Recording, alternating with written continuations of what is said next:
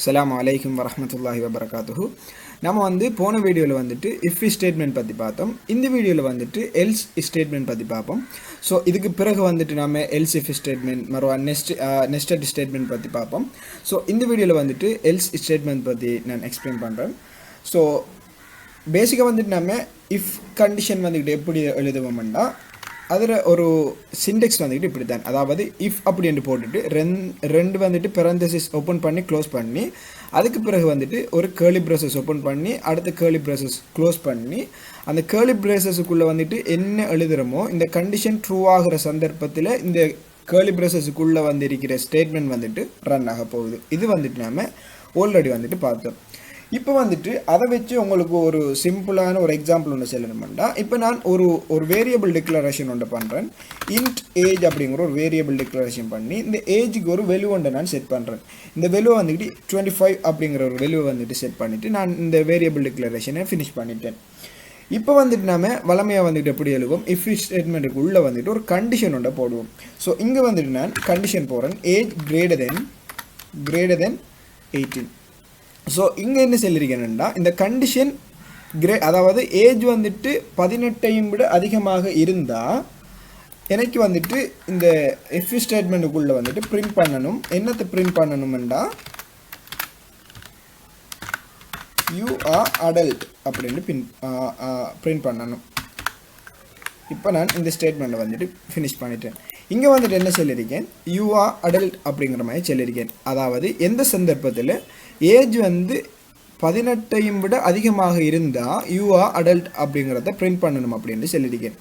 So நம்ம போன வீடியோவில் பார்த்தோம் எப்படின்னா, இந்த கண்டிஷனை தாண்டி நாம் வேறு எதுவும் கண்டிஷன் கொடுத்தோம்னா இந்த ஸ்டேட்மெண்ட்டை விட்டு வெளியால் போயிடும் எதுவுமே நமக்கு பிரிண்ட் பண்ண மாட்டா அப்படிங்கிறத பற்றி பார்த்தோம். ஸோ இப்போ நான் பிரிண்ட் பண்ண வேண்டாம், எனக்கு என்ன வரப்போகுது, யூ ஆர் அடல்ட் அப்படிங்கிற ஒரு அவுட்புட் ஒன்று வரப்போகுது.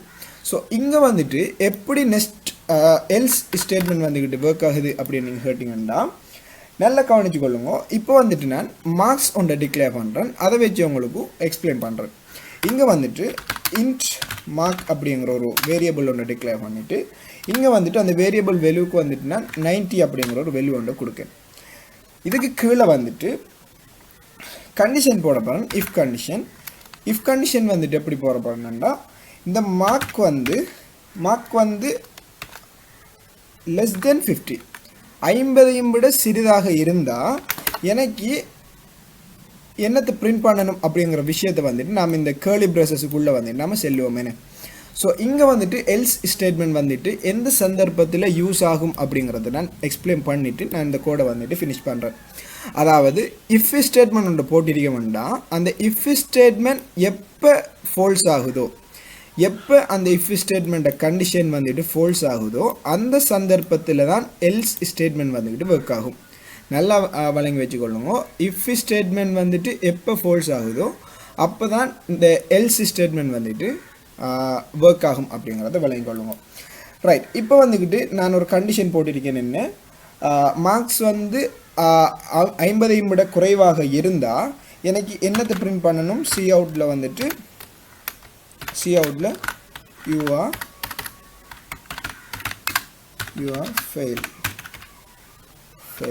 ஃபெயில் அப்படிங்கிறத பிரிண்ட் பண்ணணும். இப்போ இந்த கண்டிஷன் ட்ரூவாக ட்ரூவாக இருந்தால் நமக்கு யூ ஆர் ஃபெயில் அப்படிங்கிறது பிரிண்ட் பண்ணும், நம்ம பார்த்தோம். ஆனால் இப்போ நான் பார்த்தீங்கன்னா இப்போ மார்க் அப்படிங்கிற ஒரு வேரியபிள் நேமில் 90 அப்படிங்கிற வேல்யூ டிசைன் ஆகிருக்கு. நம்ம இதை ரன் பண்ண மாட்டோம், நமக்கு எந்த ஒரு அவுட்புட்டுமே வராது. நம்ம ஆல்ரெடி நம்ம லாஸ்ட் வீடியோவில் பார்த்தோம்.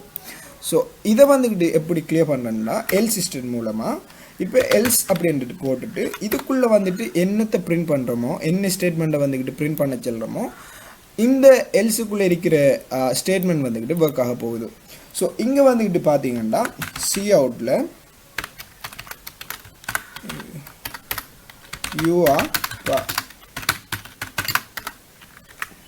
யூ ஆர் பாஸ்ட் அப்படிங்கிறத நான் கொடுத்துருக்கேன்.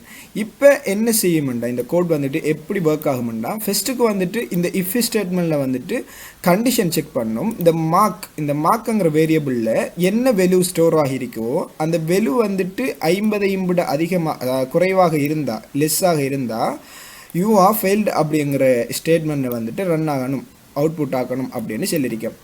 ஆனால் இந்த மார்க் அப்படிங்கிற வேரியபிள் நேமில் வந்துட்டு நாம் அசைன் ஆகிருக்கக்கூடிய ஒரு வெலு வந்துட்டு என்னென்னா 90. அப்படின்னா இந்த கண்டிஷன் வந்துட்டு ஃபால்ஸ். அப்போ நான் ஆல்ரெடி என்ன சொல்லியிருக்கேன், இஃப் ஸ்டேட்மெண்ட் அல்லது எல்ஸ் இஃப் ஸ்டேட்மெண்ட் பற்றி நம்ம லேட்டாக பார்ப்போம். இப்போதைக்கு நீங்கள் இஃப் ஸ்டேட்மெண்ட் பற்றி வழங்கிக்கொள்ளுங்க. இஃப் ஸ்டேட்மெண்ட் எந்த சந்தர்ப்பத்தில் வந்துட்டு ஃபால்ஸ் ஆகுதோ அந்த டைமில் தான் இந்த எல்ஸ் ஸ்டேட்மெண்ட்டுக்குள்ளே இருக்கிற ஸ்டேட்மெண்ட்ஸ் வந்துக்கிட்டு பிரிண்ட் ஆக போகுது அப்படிங்கிறத வழங்கிக்கொள்ளுங்க. இப்போ வந்துட்டு நம்ம ரன் ஆகினோம்னா யூ ஆர் பாஸ்ட் அப்படிங்கிற ஒரு அவுட்புட் வந்து வரணும். ஏனெண்டா நம்மளோட மார்க்ஸ் வந்துட்டு 90, அதால் கண்டிஷன் ஃபால்ஸ் ஆகி இங்கே வந்துட்டு எல்ஸ் ஸ்டேட்மெண்ட்டுக்குள்ளே இருக்கிற ஸ்டேட்மெண்ட் வந்துட்டு பிரிண்ட் ஆகும்.